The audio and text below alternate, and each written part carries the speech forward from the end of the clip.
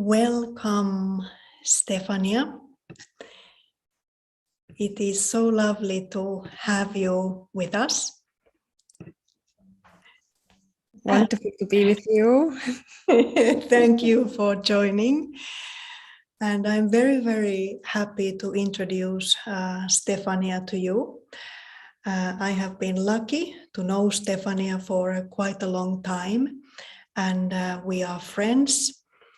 And she is originally from Iceland, but nowadays she is based in Oslo, where she is helping to run Brahma Kumaris activities in Norway.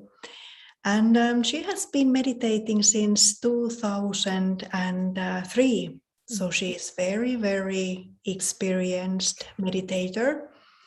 And she loves to help others discover the usefulness of spirituality in everyday life.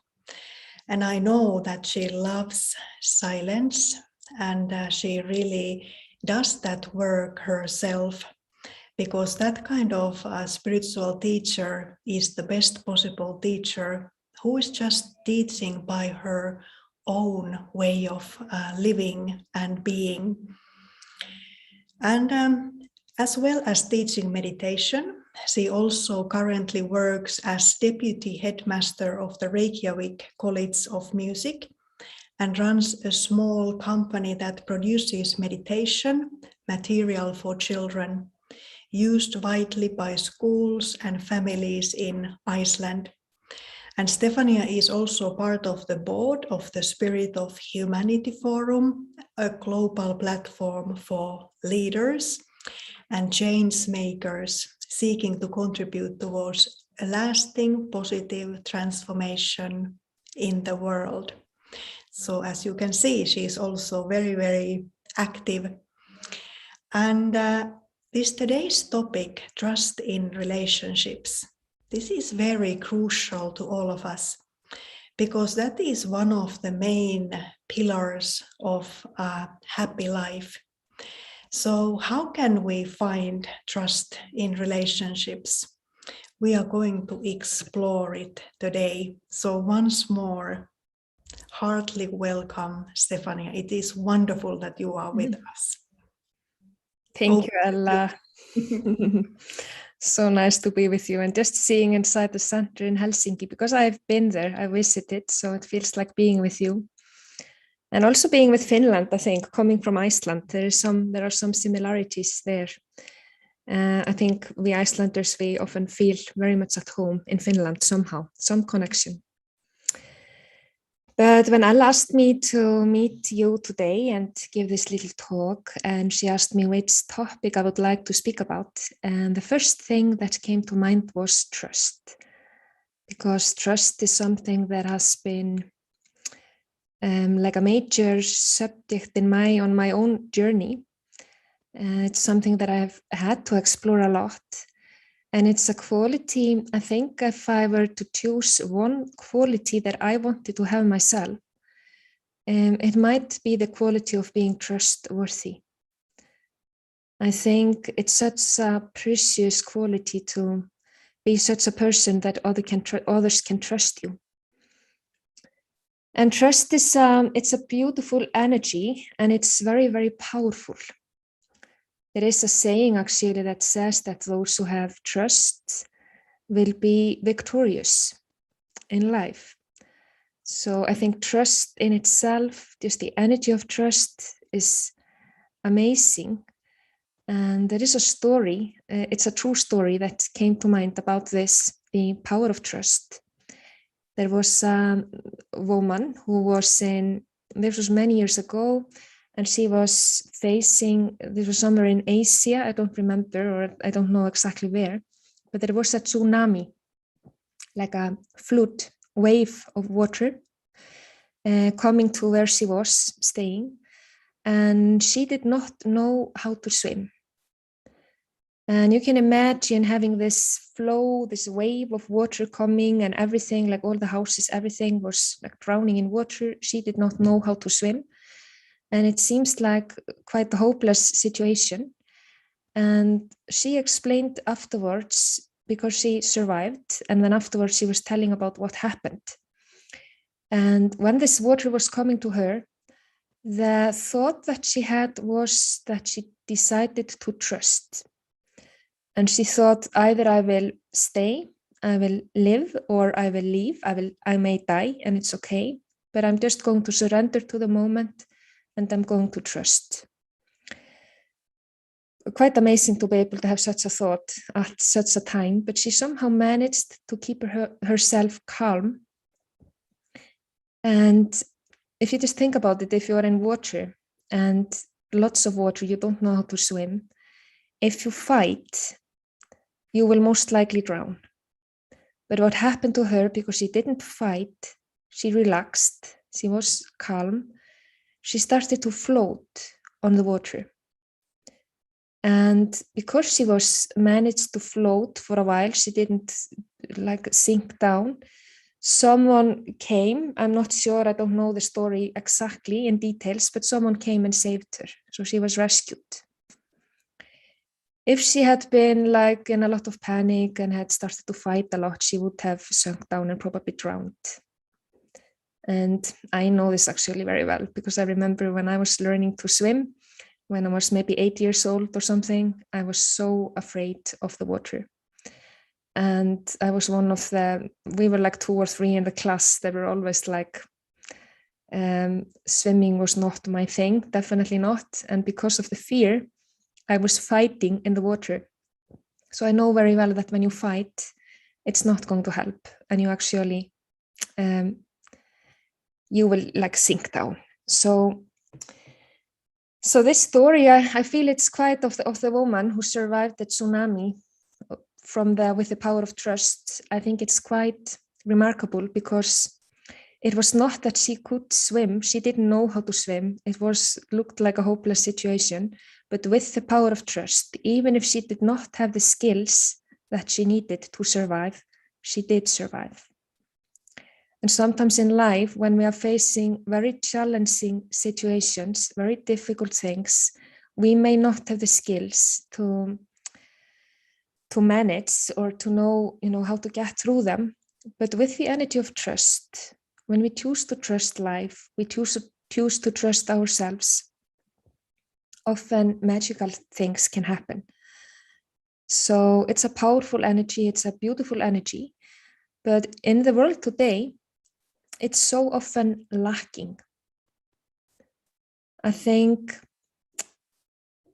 if we just think back, like when my mother was growing up, it was very common in Iceland that people would not lock their houses. They would not lock the doors because it was not really needed. They just trusted.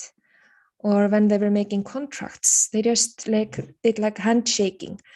And that was the signature. Just shaking hands is enough. But imagine now with all the paperwork and everything, it has become a lot more complicated, the world, and less trust. And I also remember, this was also many years ago, I was in Iceland, just a girl, maybe 10 years old or something. And I remember still today, I heard a priest in Iceland talking.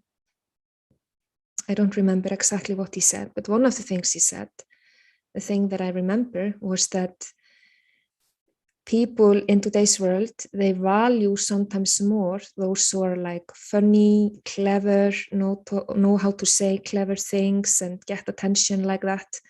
Sometimes people value that more than being kind and being trustworthy.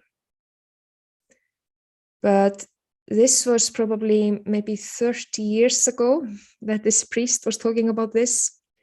He was talking about the value of kindness and the value of being trustworthy, and how that's sometimes not so much valued in the world. But now, 30 years later, I actually think that this is being valued more now, because I think people are craving for authenticity. They really want something that they're able to trust, more than something that's entertaining or funny or clever or intellectual or whatever. They want to be able to trust. That's my feeling, at least, and I'm seeing it very much around me, that people want authenticity and they want to be able to trust. And when we lose trust, it's very difficult for us to live without a feeling of inner trust. It's almost like a tree that is taken up with the roots. So it's like really feeling insecure. So to build the energy of trust, to invite the energy of trust into our lives and nourish the energy of trust is actually crucial for our just well-being. And I'd just like to put up a little picture, which I found quite sweet, of a little child. And the sentence there, you were born with trust. So if we just think about it, when we were born, you can see the picture of the little child, little baby, and the baby is in the hands of a carer, probably a parent. And this little child is completely, it's dependent, of course, on the grown-up person, but it's just lies there and it just trusts. And we are born like this. We are born just completely trusting the people around us and trusting life as well. But probably now, when we are grown-ups many years later, if you just imagine being like this small child, can you imagine just being like the child, trusting life, trusting people? It's a beautiful feeling, but what happens normally as we go through life is that we go through many experiences, and people whom we used to trust, they may have deceived us in one way or another, and we start to lose trust. We start to see that other people or the world or even ourselves are not always trustworthy. That's the feeling that we get, and we become insecure. It's so wonderful actually to just watch little children and to see, often the younger they are, the more trusting. They're just completely themselves, so free how they express themselves.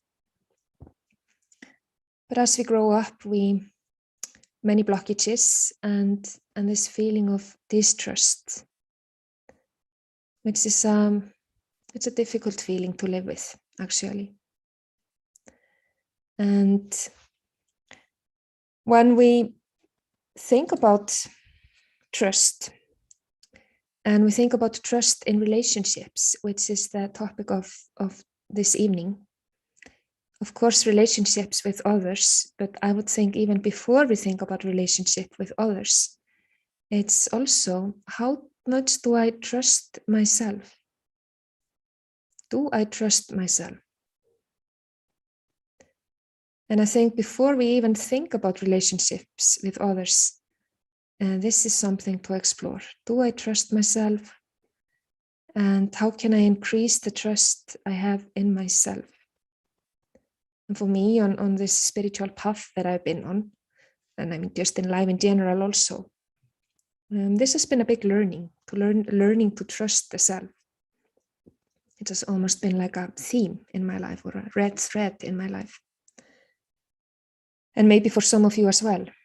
And maybe before we explore what it takes to trust the self, I would just like to ask you, and you can put in the chat if you like. You can put it in English, or you could also put it in Finnish, and I know that Ella can translate for me. Which quality in others makes you trust them? Just think of which positive quality in other people makes you trust them. What is it in others that creates trust, that makes you trust them? So it would be great if you would just open the chat, and I'm going to open it as well. And as I said, you can put the word in English. If you know English, it's good if you put in English, but otherwise Finnish is also fine.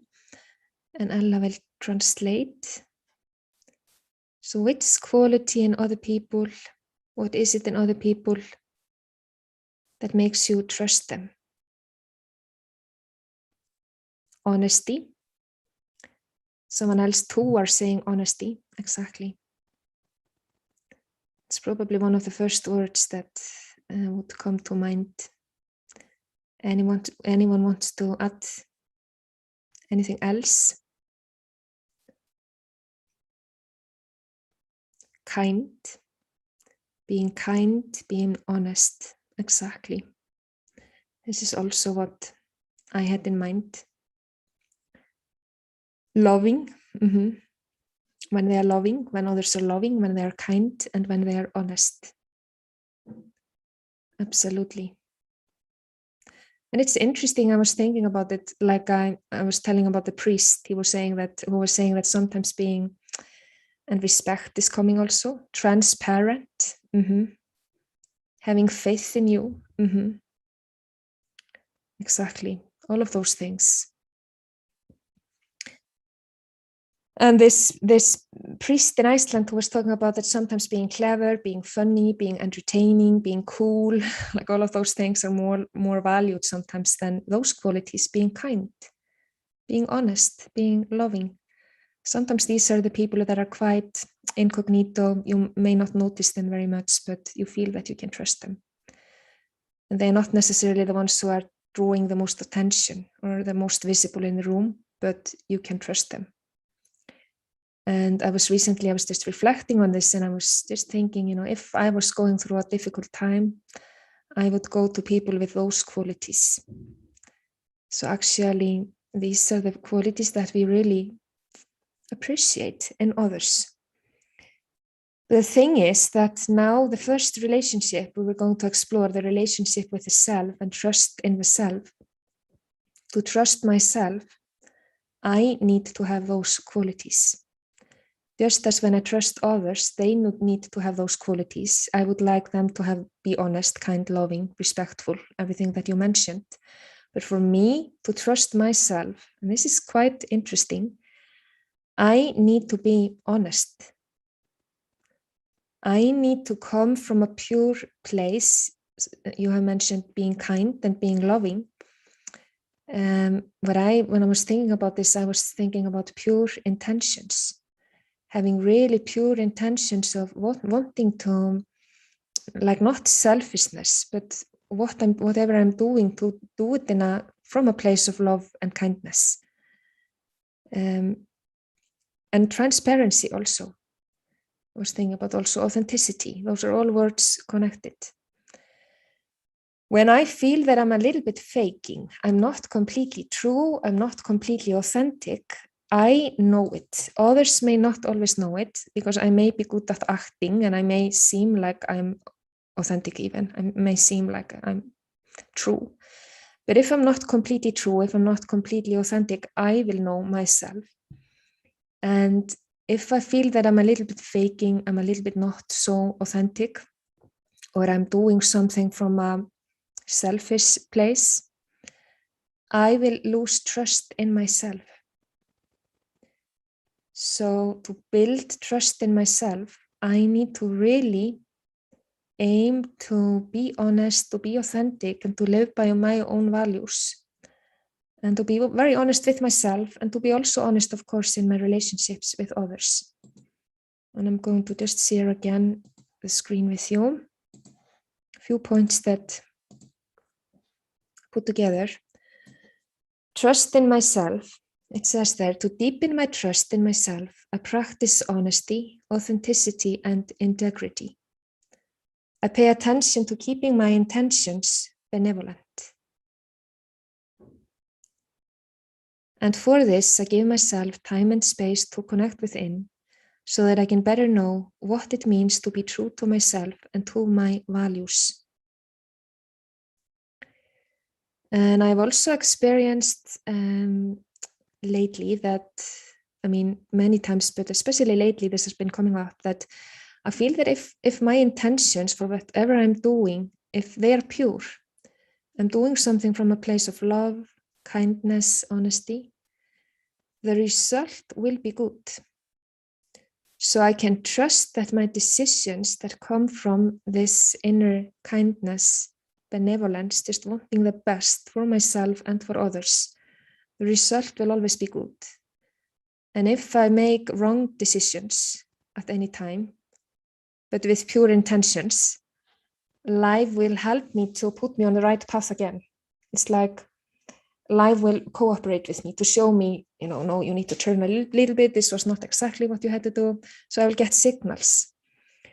So I feel that when I keep myself clean internally and I live from a place of integrity, I can really trust life will take good care of me, and I can trust my own decisions if they come from such a place. Of course, if they come from a place of selfishness, if there is ego mixed in, and I know this also. I mean, I have experience of both. I know that if there is ego mixed in and things like this, if it's a little bit not completely clean, the result will not be so good, and something not so nice will come out of it. And then I just see, okay, I mean, that's just how it is. We have to learn. We are on our path, and we take just one step at a time. But just to know that coming from a place of pure intention, coming from a place of honesty and kindness will direct me to a very good place, to a very good destination in my life. So if I pay attention to my intentions, that's really like a guiding light almost in the life. And then, as was also saying there, for this, I need time with myself. And I need time in solitude. It doesn't have to be a long time each day, but I would say definitely it's time to sit down with the self. In meditation, we connect within. I ask myself, what is it that I need to do now? What is life asking from me? How can I, approach this situation or this relationship from a place of those inner values of love, of kindness, of honesty. So very important to learn to connect with the self deeply and live from that place. That creates a lot of inner trust. And then this was the relationship with the self, and then the relationship with other people. And as I'm sure you must have heard, those of you who have been attending classes in Helsinki, we often speak about how other people are our best mirrors, and they show us everything that we still have to work on within ourselves. That's just how it is. And relationships with other people they tell me a lot about myself. So if my relationships with others are complicated, it means that there are some complications within myself that I still have to just look at, and some inner cleaning to do. And trusting other people it can be a tricky thing, maybe sometimes. And you could ask, should you trust everyone, or are just some people trustworthy? Is there a point where you should stop trusting people if they have deceived you, maybe again and again? And those are big questions, and it's something I think all of us will definitely have to face in life at one point or another. And one thing that I've found helpful is that in terms of trusting others, is to remind myself that my trust in others and me having faith in others, which was also one comment in the chat before, is one of the greatest gifts I can give to them.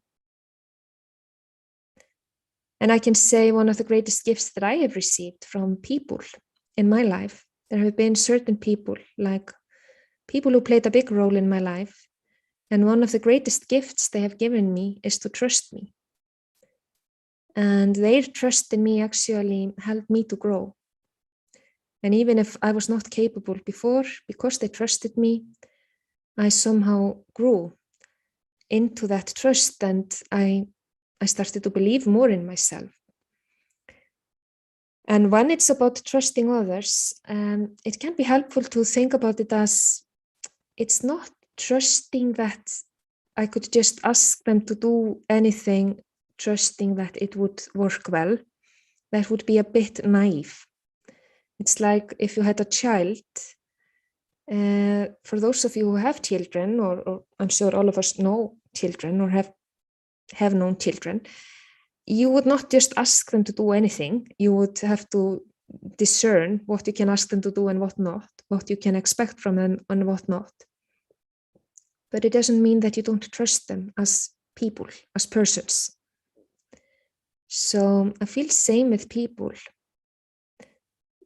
Every human being is intrinsically good. Every human being has at his or her core kindness. Peace, love, kindness, that's what we are all made of. And what happens through time, when we go through different experiences, some people go through difficult experiences, and this shadows their inner kindness. So their inner kindness is not shining anymore, and like negative habits, they form negative habits because of having been hurt, because of having been through difficult experiences. And I actually saw, it was a documentary that I saw lately about trauma. It was very interesting.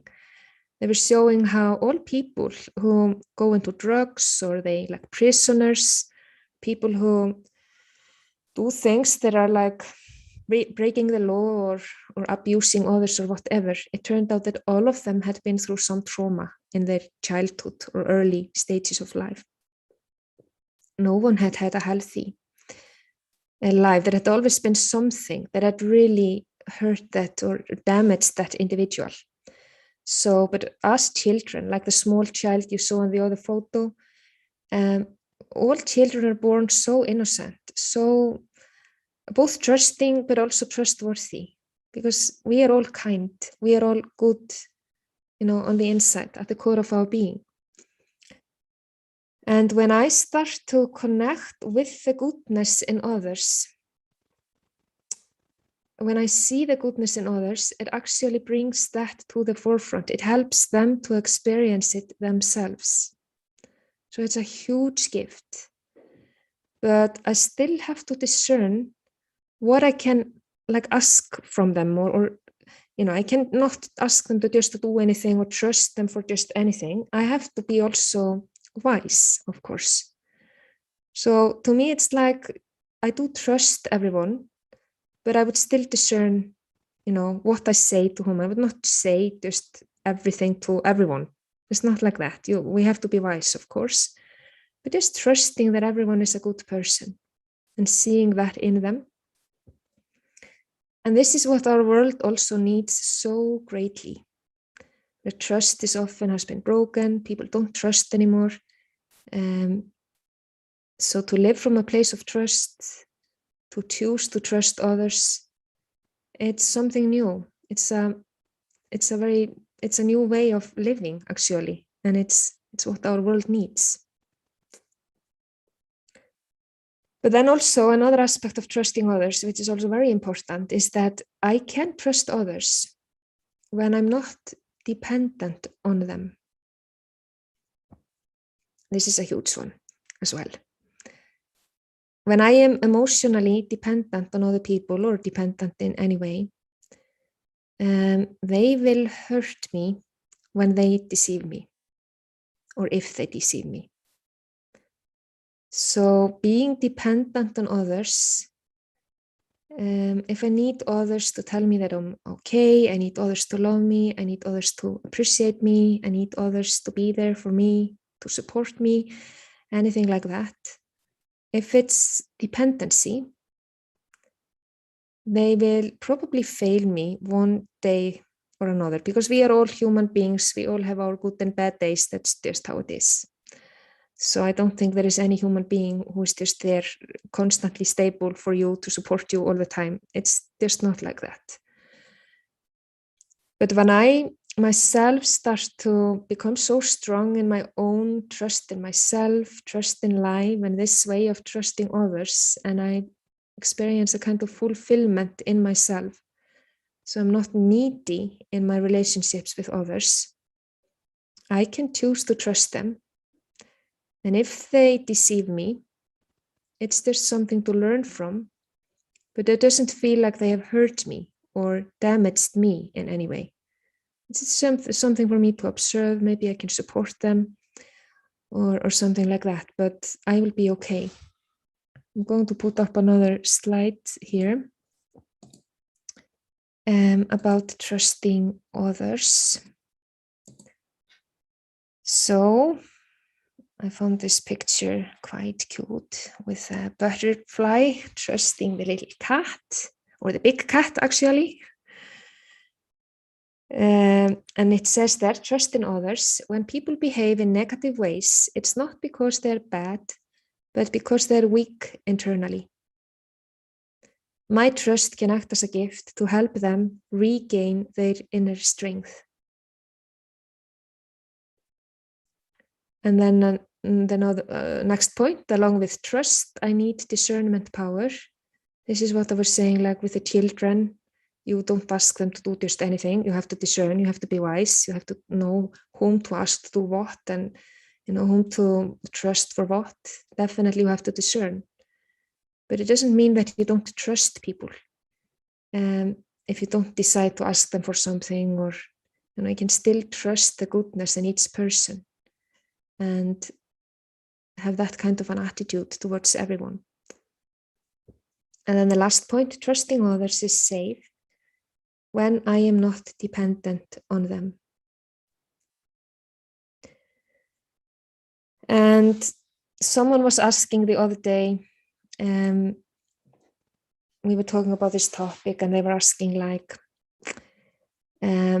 what about forgiveness? Like if someone does something really bad to you, or like, or should you just forgive them? Should you just say it's okay and just keep on trusting them? Is that not giving the wrong message to the person? It's almost like saying it's okay that you hurt me, it's okay that you abused me. And I thought it was an interesting question, and probably something many of us would have. And I think for me, knowing that if someone does something which is not good, they will, and we have to face the consequences of that. That's just the law. We call it the law of karma. So it's just the law of life that, when you do something which is not nice to someone else, you will receive the consequences in one way or another. And I don't have to punish anyone else. I don't have to take care of that. They will probably have to face that at their own time, whenever that is. But for me to just let go, to choose not to hold on to bitterness, to anger, simply because I don't want that kind of energy in myself. I want to build the energy of trust within myself. I don't want to have anger and bitterness and distrust, because it's not healthy, and it's not good to live from such a place. So even if people do bad things, I can decide to let go of it from my system, from my mind, from my heart. It happened, it's the past. I move on, and I choose to just connect with my own benevolence and own feelings of inner trust. And I mean, this is also a big thing. It's easy to talk about these things. I know that it's easy to talk about, but sometimes in life, because we all get tests in these areas. But understanding that if I'm angry or bitter, it's worst for myself.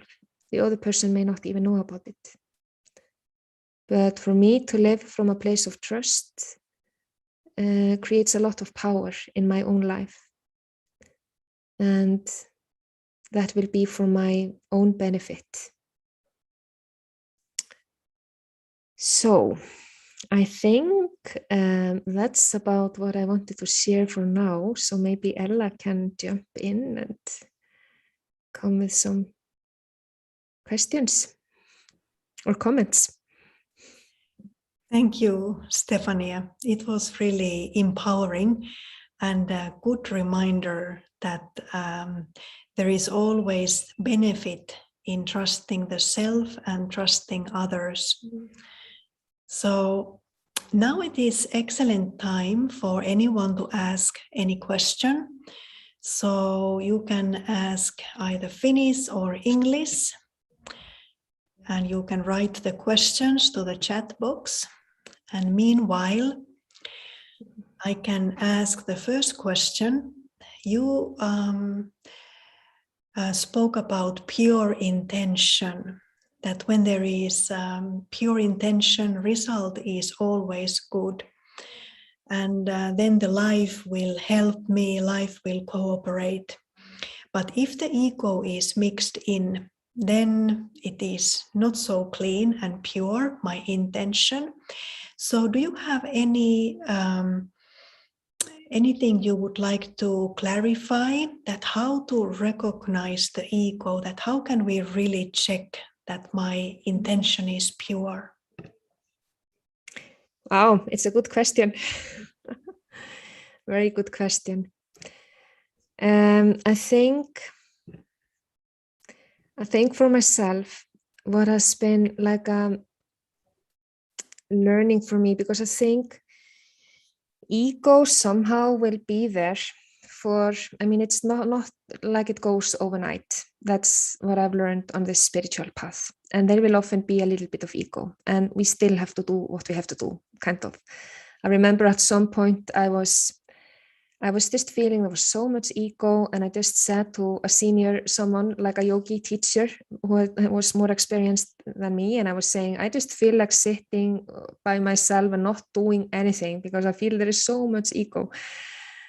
And she was saying, like, but that's not the way to grow. Just continue to do whatever you have to do, even if there is ego, and you will learn. So that was kind of relieving to know that, even, like I said, pure intentions, but we are on the way. And even if the intentions may be a little bit colored with ego sometimes, it's okay. We can just learn from it. And from myself, like how I notice that, if there is ego or not, one of the things is that when there is ego, I will feel tension. I will feel there is tension inside me. There is a little bit of worry. There is this feeling of what others will think about me, these kind of things. And also the feeling of wanting something. It's like looking for results. It's like I want people to like me. I want people to like what I'm doing, or I want people to love me, or whatever. I mean, I guess it's different for different people, but that's how it manifests in my life anyway. And I've learned to notice more and more in myself. And mostly it's the feeling of neediness that I've just learned to recognize when I'm trying to get something. Whereas when it's pure intentions, it's more the feeling of sharing in a very natural way. So I feel when there is not ego, it's very natural. But when there is ego, there is tension. This is like a simple measurement for me to see. But then when there is ego, because still ego can come in many times, not just to smile. It's not the end of the world, just to continue. It's okay. And we can still do good things. We can still be of, it's okay. I think ego will leave us only probably the last minute before we leave this life. So it's because it's a tricky. But to work on the ego and to work on purifying my intentions, I feel that self-respect, strengthening self-respect is crucial. And I think with Raja Yoga, that's like the main thing. It's really about building very solid self-respect. So rather than focusing on trying not to have any ego, I try to focus more on just building self-respect, trusting that ego will gradually fade away step by step. But focus is on self-respect more than ego. Thank you. A very clear answer and very nice reminder that the attention needs to be in the side of the light, not in the darkness, because where the attention goes, there energy flows, as we know.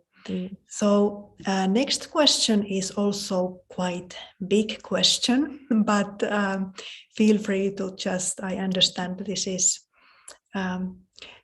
too big question to answer in few minutes, but you mentioned also the trauma and how that when people have some trauma, then it really goes in the level of subconscious, and you are just reacting, and you might not be even aware that there is some kind of trauma inside of you, which is causing the, as you mentioned, addictions and hurting others, because you are so hurt yourself, and especially in childhood.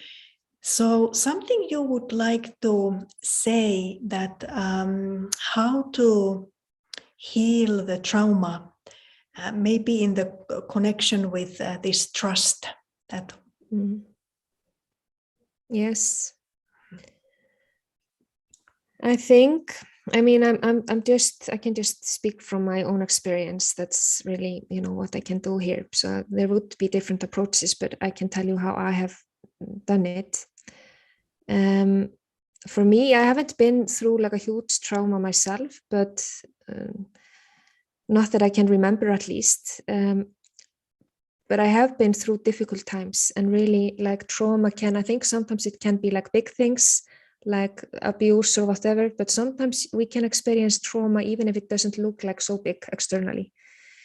So many of us can have the feeling of trauma even if our lives seem to be okay, but still we have this feeling of insecurity and tension and many things inside that are creating blockages. And I remember when I started the path of meditation, I found it so hard to love myself. Now it seems like a long time ago. It almost seems like another life, because since then I have learned to love myself, and I actually made a conscious decision at some point not to put myself down, even if I make mistakes or whatever. So I think even when starting dealing with trauma, even when, because it requires a lot of inner work also, and honesty and courage. But before even doing that, I feel loving the self, accepting the self, and making the decision that I'm going to stand by my side. I'm not going to reject myself. That's like I felt was like the starting point for me, to be able to have the courage to face me. Because if I don't love myself, I will be like defending or like denying, like you're saying, Ella, that sometimes we behave in a ways that we may not see, even that we are treating people badly or like whatever. But then after this, now lately, I feel it's very empowering to take the responsibility in my hands. And I know that this may not be very popular for me to say. Before I used to do different work on healing the inner child and different things like that, which was helpful at that time. And this is what many people do, like therapists and people do. They go into childhood experiences and do some healing, and which is fine.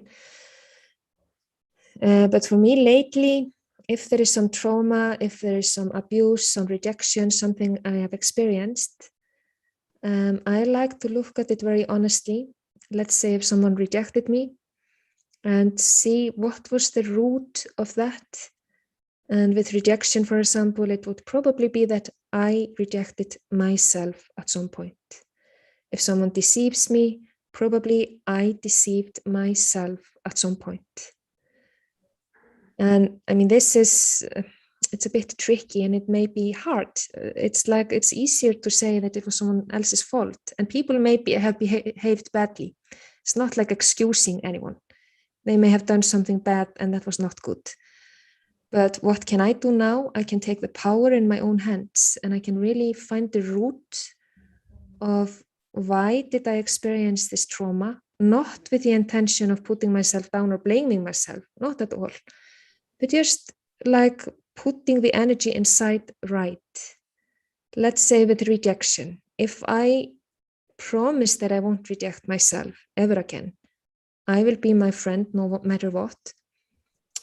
If others reject me, it will be okay. I will be okay. It's like, because I feel safe on the inside. I'm my own friend anyway. I'm not rejecting myself. And if they don't like me, that's their thing. That's their choice, and it's okay.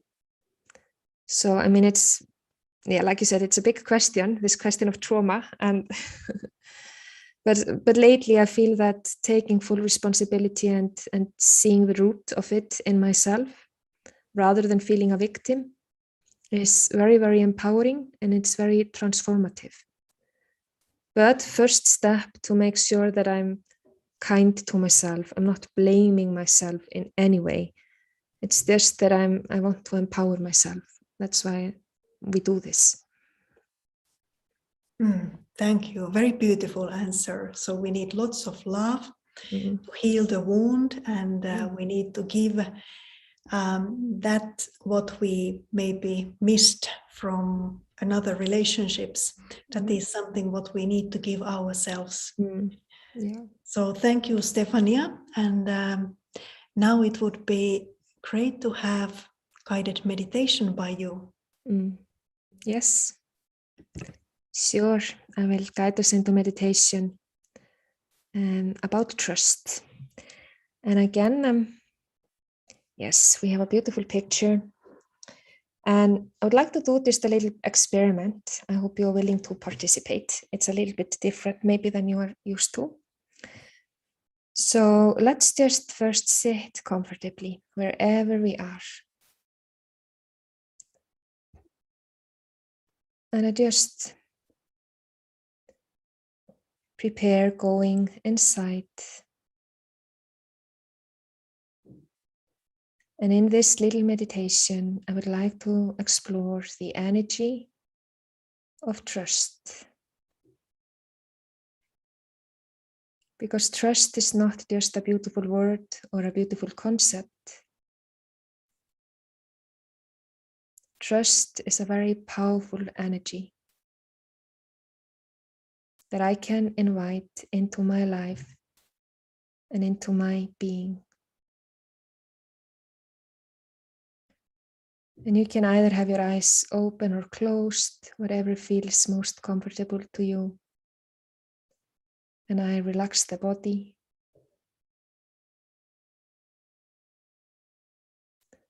And I bring my awareness from the external, from anything that has been shared or said. And I go into simplicity, connecting with myself.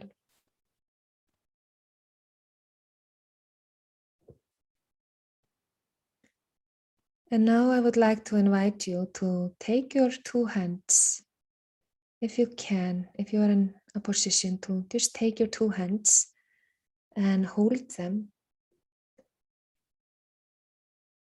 as if you were holding a ball in between your hands. Just putting your hands just like this, maybe a little bit lower, and just imagine that you're holding a beautiful ball of energy in between your hands.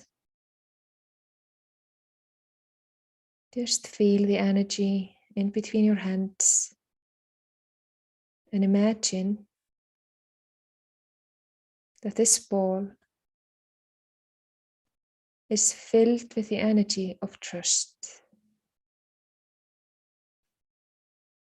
You are holding the energy of trust in between your hands.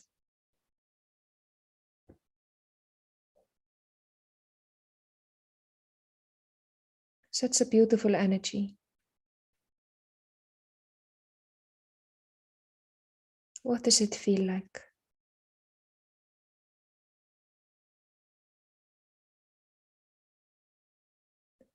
And now take your two hands with this energy of trust and put your hands on your heart area. As if you are filling your heart with this energy.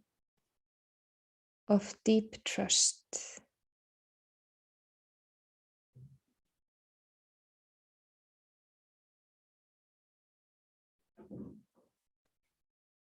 It's an energy that's warm. It's an energy that's stable.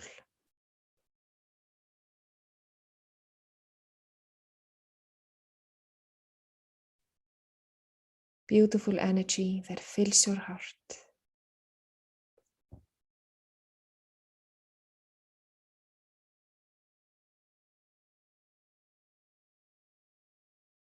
Many things may have happened in life. I may have been deceived. I may have gone through all kinds of experiences. But at this moment, I can choose to invite the energy of trust into my life. I can consciously make this decision. And I now imagine in my heart, beautiful flower.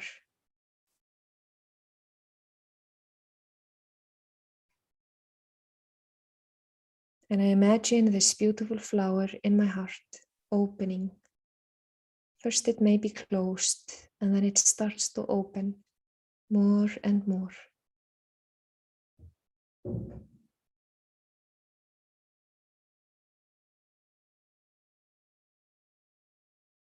As I trust more, the more the flower in my heart will open.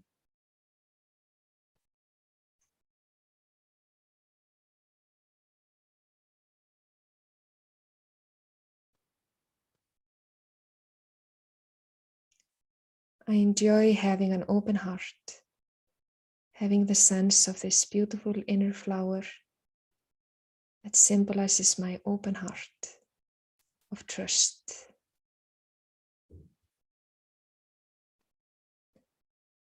And in my mind, I say these sentences, these words, I trust myself.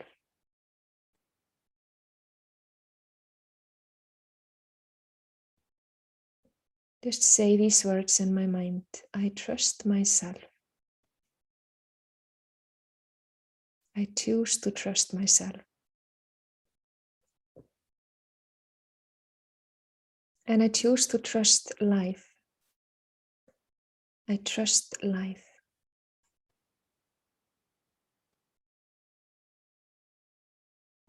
And I choose to trust others.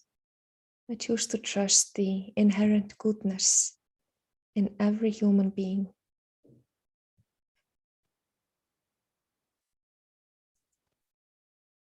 And it's as if the flower in the heart starts to open more, and its fragrance flows into the atmosphere.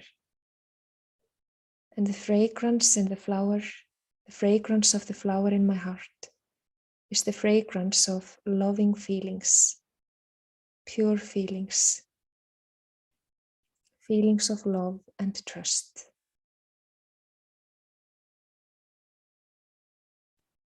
And I don't have to think too much, don't have to analyze, just feel the flower in my heart and the fragrance flowing into the atmosphere, fragrance of trust, fragrance of loving feelings.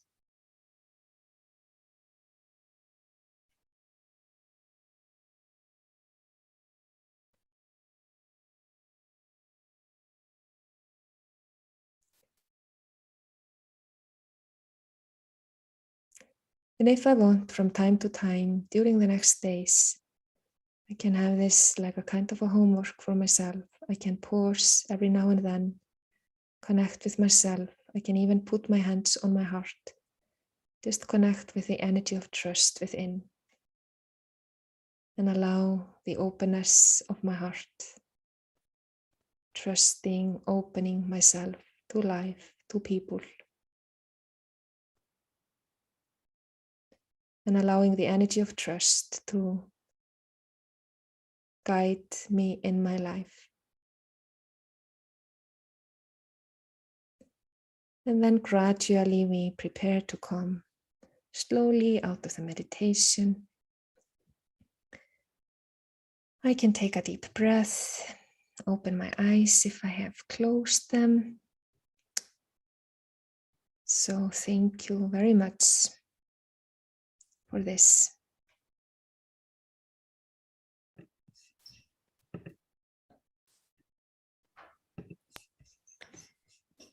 Thank you, Stefania. This was really a healing session with so much loving and kind feelings, and it was a good reminder to be very kind and trusting to the self. So everything is starting from there. Lovely to be with you, Ella, and everyone from Finland.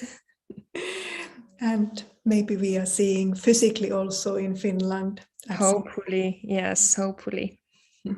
So thank you, Stefania, and see you later. Yes.